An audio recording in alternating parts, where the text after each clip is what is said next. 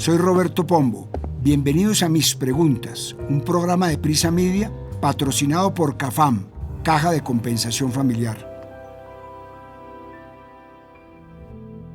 El debate sobre una constituyente en el país se desató hace unos meses. El presidente Petro ha asegurado que el acuerdo de paz firmado con las FARC en 2016 lo habilita para llamar a una constituyente. ¿Sufrimos los colombianos de fetichismo constitucional? ¿Es necesaria una constituyente para alcanzar la paz? Para este capítulo me senté a conversar con el jurista Alfonso Gómez Méndez, quien ha sido ministro, parlamentario, procurador y fiscal general de la Nación, y a mi juicio, una de las personas que mejor nos puede dar luces sobre este espinoso asunto. Soy Roberto Pombo y este es el capítulo 99 de Mis Preguntas. Bienvenidos. ¿Se ha imaginado un mundo sin reglas? Creo que no conocemos algo así. La historia humana ha estado llena de normas, guías, mandamientos, leyes, etc.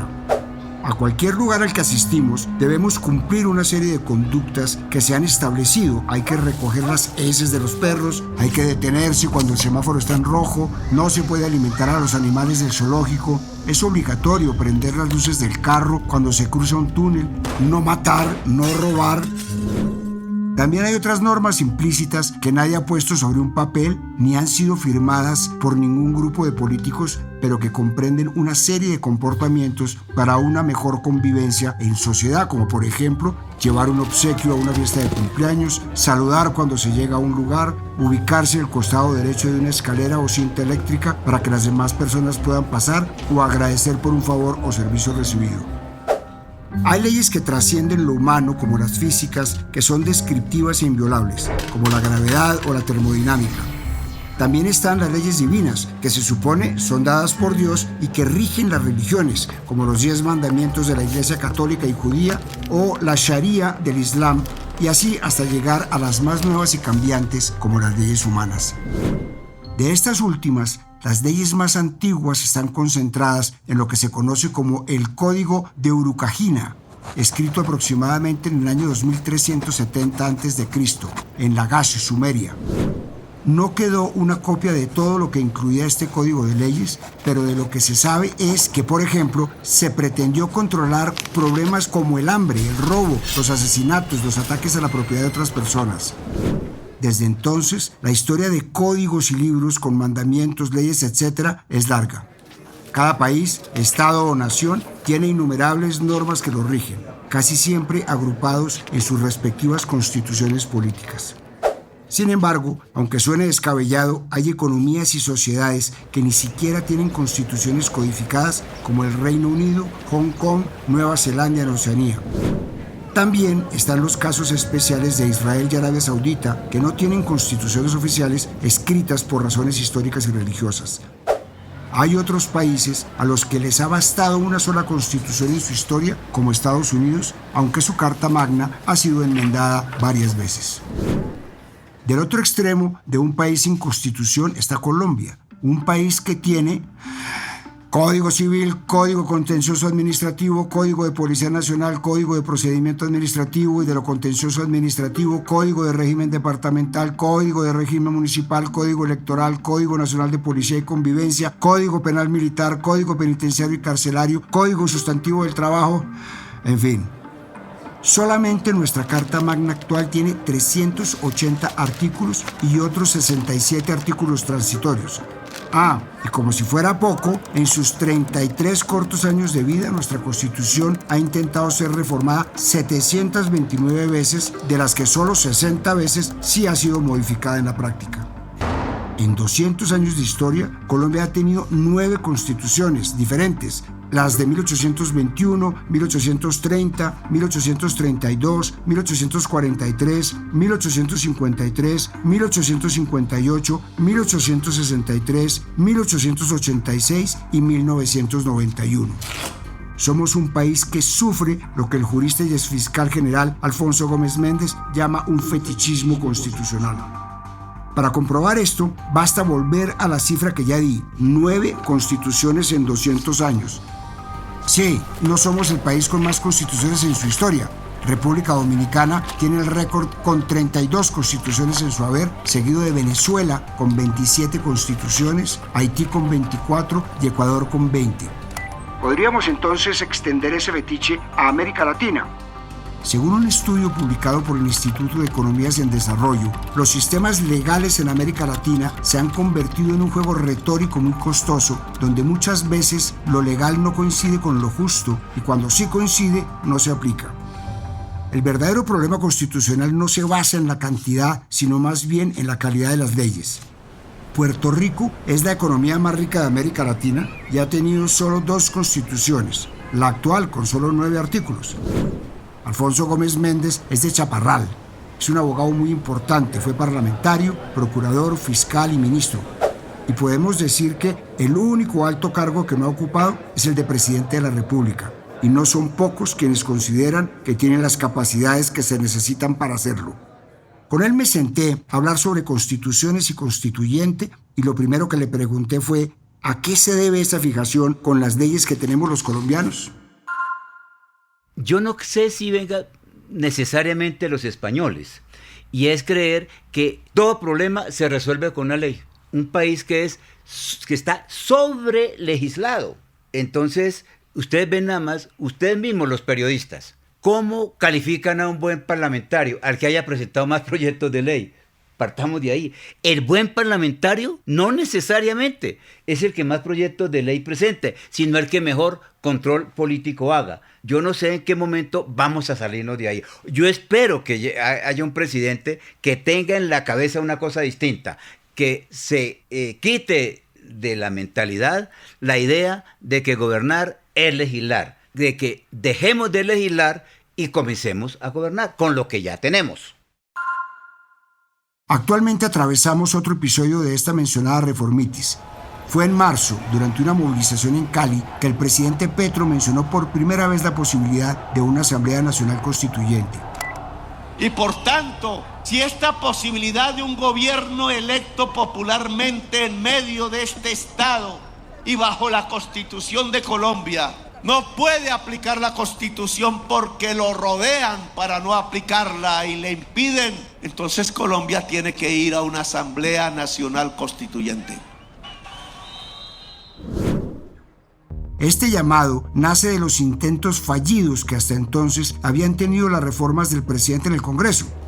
Según el presidente, su gobierno no ha podido llevar a cabo las reformas ni aplicar la Constitución de 1991 porque lo rodean para no aplicarla y por eso, según él, una Asamblea Nacional Constituyente es lo que se requiere para que las instituciones obedezcan el mandato del pueblo.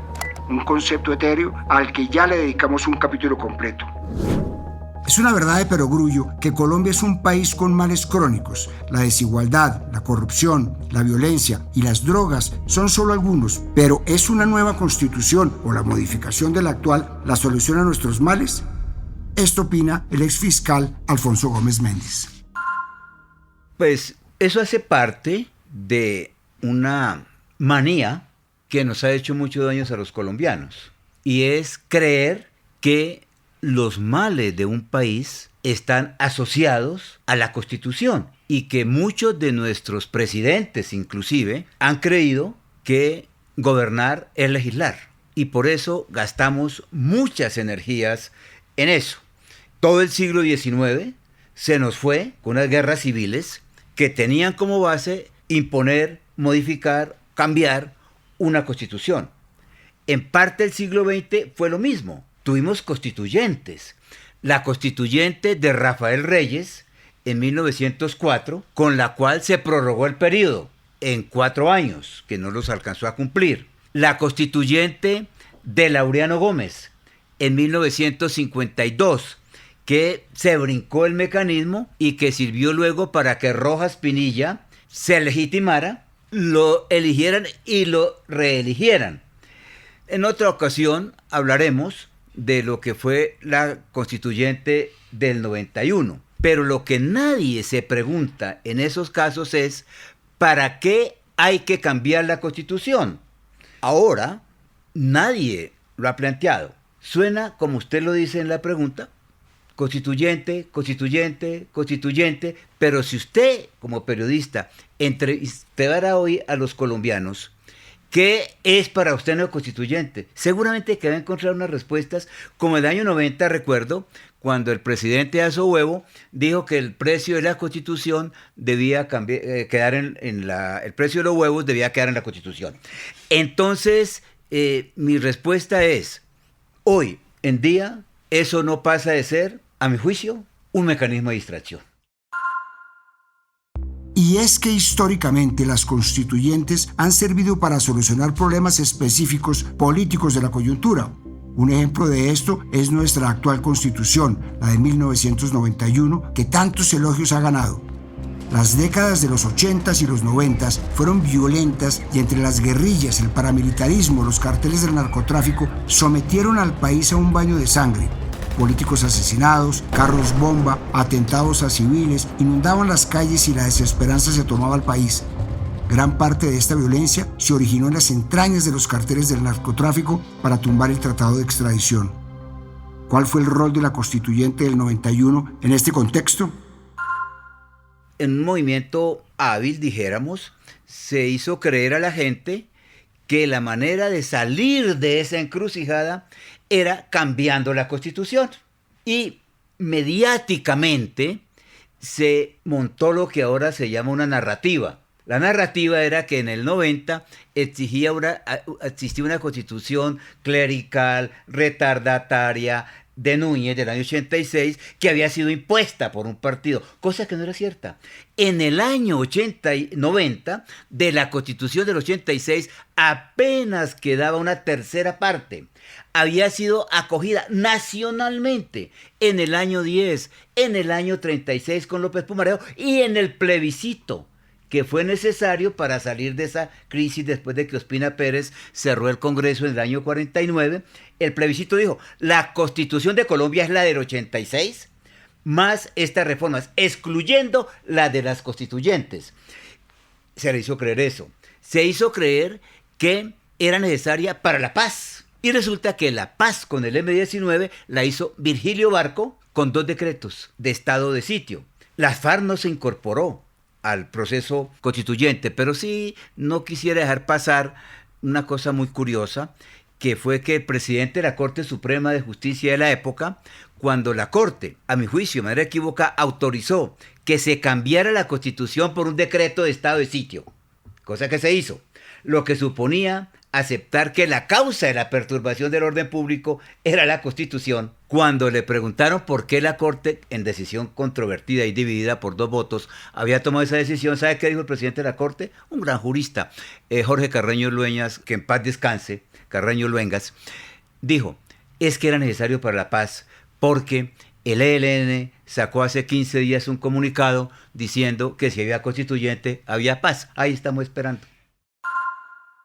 Pero esto no quiere decir que la Constitución actual sea mala. Como decía antes, es considerada una carta magna moderna que garantizó derechos importantes para los ciudadanos, como la tutela y el derecho de petición, pero además le dio legitimidad a la democracia al abrirle el camino a otros movimientos políticos más allá del bipartidismo, que era tradicional, y herramientas reales a los ciudadanos para defender sus derechos. Con la Constitución del 91, Colombia se estableció como un Estado social de derecho y comenzó una democracia participativa. Sin embargo, no es una constitución perfecta, y así como ha tenido grandes luces, también ha tenido sombras. Como lo ha dicho el historiador Jorge Orlando Melo, junto con la caída del bipartidismo, hemos visto también la desaparición de los partidos y su reemplazo por un sistema de poderes locales que controla en forma poco democrática los ejecutivos locales y regionales y buena parte del Congreso. ¿Qué hay que cambiar de la Constitución del 91 para solucionar de fondo los problemas del país? Muy pocas cosas, creería yo, que habría que tocar la Constitución. Le habla a alguien que no fue partidario del procedimiento adoptado para llegar a la Constitución actual. Pero con la Constitución actual se puede gobernar.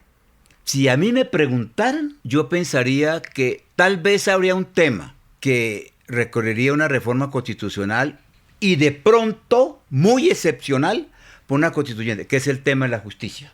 Pero el tema de la justicia, solamente un aspecto, es en acabar con las funciones electorales que tienen hoy las Cortes, que las ha descentrado de su papel fundamental y que se dedican a nombrar fiscal, procurador, contralor. Es el único país del mundo en donde los magistrados se ocupan de cosas distintas a fallar. Sería, yo creo que, si acaso, lo único, pero curiosamente, eso que habría que cambiar ahora, ¿quién lo hizo? La Constituyente del 91. En el año 57, el plebiscito había independizado totalmente al Poder Judicial porque ni Congreso ni Gobierno tenían nada que ver con la integración de las Cortes. Eso lo estableció en el 91. Yo creo que sería tal vez lo único. Bueno, y de pronto en eso, porque como las Cortes a veces en eso son muy cerradas, de pronto se justificaría. Y hay otro tema que yo modificaría, que es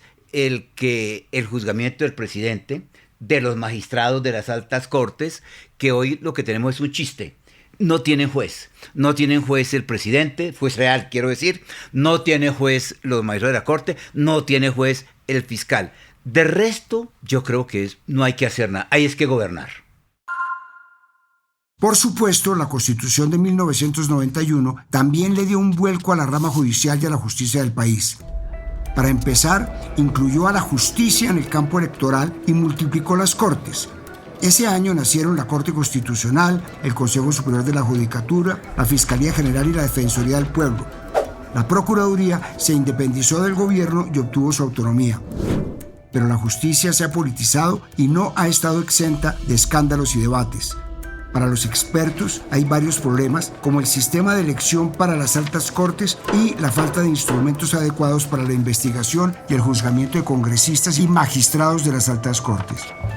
El gobierno del presidente Petro también planteó una reforma a la justicia, iniciativa que también han planteado otros gobiernos.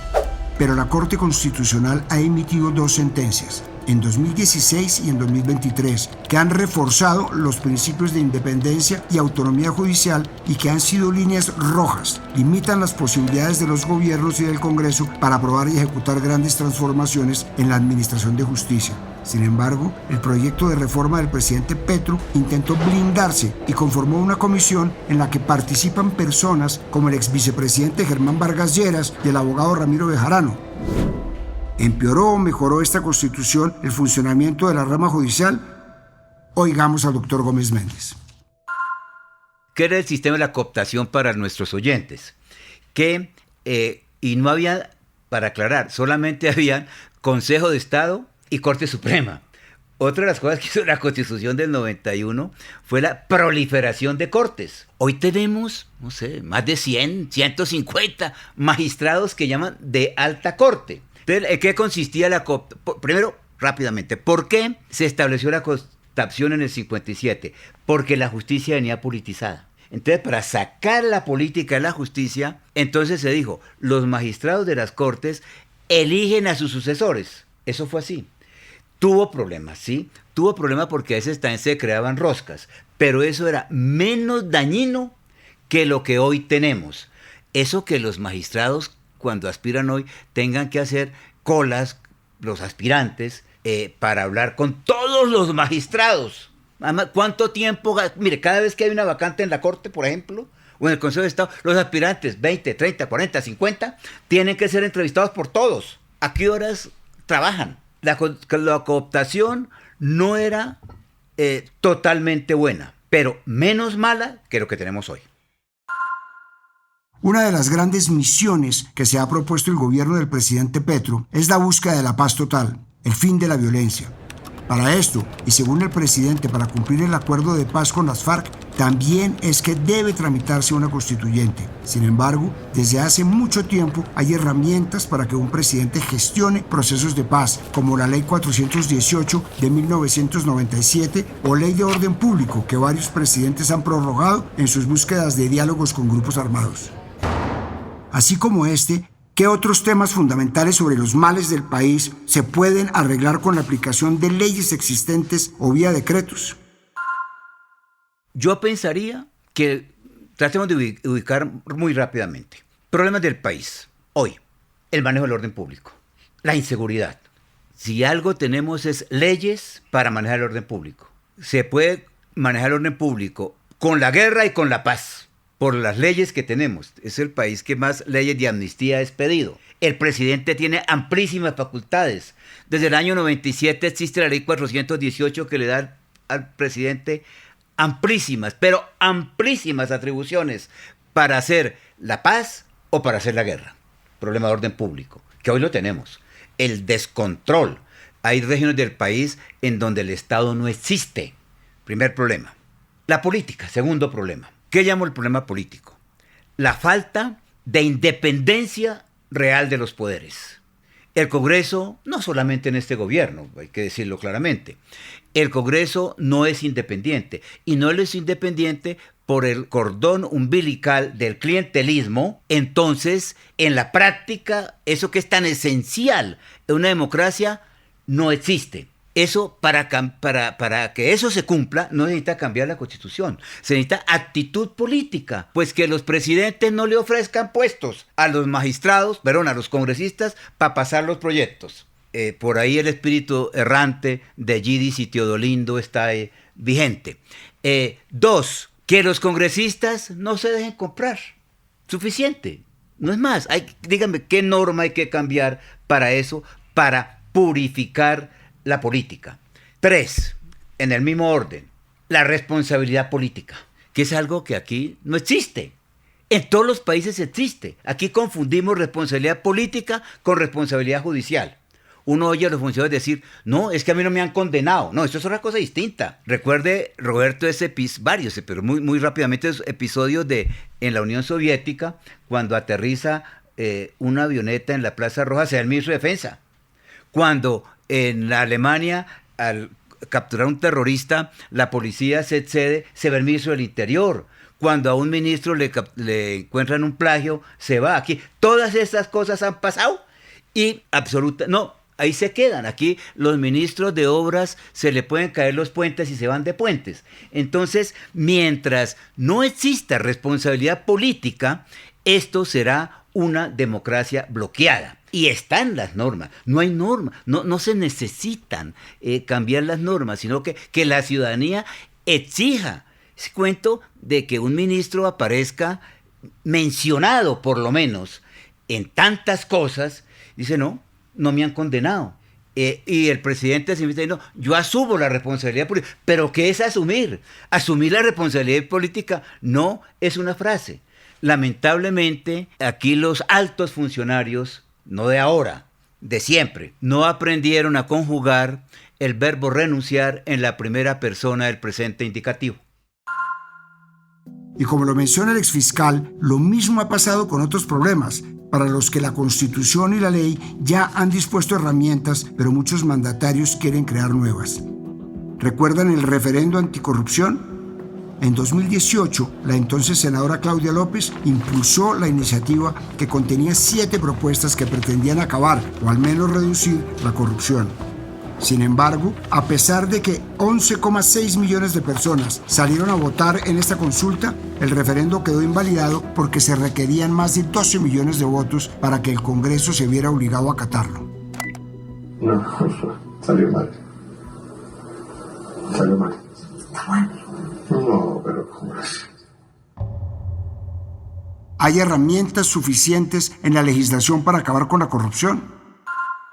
Aquí la corrupción se volvió más bien en un caballito de batalla, más en una frase, cuando muchas veces se plantea desde la misma corrupción la batalla contra la corrupción. ¿Qué es la corrupción? Va a comenzar por ahí, pues. ¿Qué es la corrupción? Es apropiarse de los recursos públicos en beneficio personal. Pues para eso están todas las normas. Primero las normas penales, peculado, concusión, cohecho, ahí están, con las normas, con las penas tal vez más altas en la América Latina. Esta Constitución del 91 tiene unos instrumentos adicionales. Por ejemplo, que existe la extinción de dominio, tema, y el enriquecimiento ilícito, tema que yo me inventé por allá en la década del 80, para que se persigan los bienes no solamente de quienes han cometido el delito, sino conductas contrarias a la moral social. Pero claro, aquí por ahí hubo un senador hace muchos años que se hizo elegir con lema chuzo, chuzo a los corruptos y terminó condenado por corrupción. La tal consulta anticorrupción, que consistió en repetir normas que ya existían o decir que es que una persona era corrupta porque ganaba mucho, cuando es un tema de equidad en la distribución del ingreso, o que porque estaba muchos periodos y con eso se sacaron 12 millones de votos. No, hay una sola norma, si quiere, enriquecimiento ilícito. Y yo he propuesto, hagamos un mapeo, 100 funcionarios altos de los 3 poderes y que se concentren ahí, la DIAN, la UIAF, la Fiscalía, la Contraloría, estudio de bienes, cuánto gasta y cuánto gana. Y muy probablemente habría revocatoria parcial del Congreso y seguramente de algunos sectores judiciales y uno que otro funcionario del Ejecutivo de todos los niveles, nacional, departamental y municipal, irían a parar con sus huesos a la cárcel. En un principio decía que una de las características de la Constitución del 91 es que acabó el monopolio del poder que traían los partidos liberal y conservador, pero eso terminó por debilitarlos y ahora un exceso de partidos y movimientos políticos es la norma general. ¿Hay forma de reconstruir los partidos políticos? Yo creo, Roberto, que aquí nos hemos equivocado con las reformas políticas, porque las reformas políticas es cambiar el tema electoral. Un paisano mío, Manuel Murillo Toro, en el siglo XIX decía que habría que primero cambiar la estructura social y luego las reformas políticas. Un sistema en donde la gente lo único que tiene que vender es el voto, pues vota el voto, vende el voto. La gente vota es porque le dan. Entonces, reconstruir, yo no digo reconstruir el bipartidismo, no. Sistemas de partidos. Antes, cuando no había tanta regulación, teníamos partidos que eran realidades sociológicas y políticas. Hoy en día tenemos entelequias jurídicas que solamente sirven para dar avales, expedir avales, controlar gente a través de esos avales. Pero las democracias sólidas tienen partidos. Los Estados Unidos tienen partidos. Y bueno, los Estados Unidos es el bipartidismo. Pero en otros países hay 10, 2, 15. Aquí tenemos una cantidad de partidos de mentiras. Democracia sin partidos serios no es posible. Democracia sin separación de partidos, de poderes, no es posible. Democracia sin responsabilidad política no es posible. Democracia con palpantes desigualdades sociales tampoco es posible. Aunque se han redactado 9 constituciones en la historia de Colombia, tal parece que ninguna termina por agradar a los políticos. Una Asamblea Nacional Constituyente es un desgaste político para el país. Valdría la pena que intentáramos acabar los problemas que tenemos con las herramientas que hay, que al parecer son suficientes. Si no se puede, quizás el problema no son las herramientas, sino que nadie ha sabido cómo usarlas. Soy Roberto Pombo y este fue el capítulo 99 de Mis Preguntas. Nos vemos en el próximo capítulo. A partir de este momento, este capítulo de Mis Preguntas queda disponible en todas las plataformas de podcast. Este episodio fue posible gracias a CAFAM, Caja de Compensación Familiar. Dirección, Roberto Pombo. Producción general, Juan Abel Gutiérrez. Asesor editorial, Daniel Sampero Espina.